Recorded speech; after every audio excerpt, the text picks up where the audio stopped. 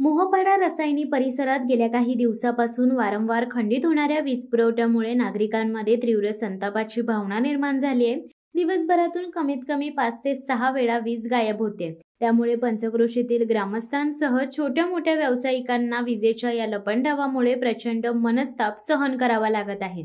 वारा वादळ पाऊस नसतानाही अचानक रात्री अपरात्री वीज पुरवठा खंडित होत असल्याने डासांच्या उपद्रवामुळे नागरिकांचा झोपेचा हिरमोड होत आहे।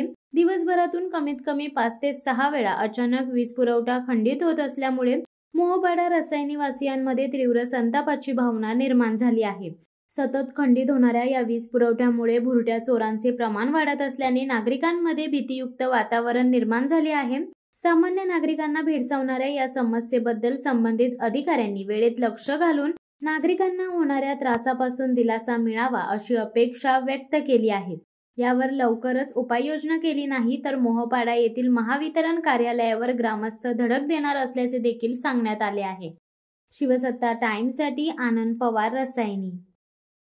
दे धडक बेधडक वृत्त देणाऱ्या आपल्या शिवसत्ता टाइम्स न्यूज चॅनलला लाल बटन दाबून सबस्क्राईब करा आणि बेल आयकॉनला क्लिक करायला विसरू नका।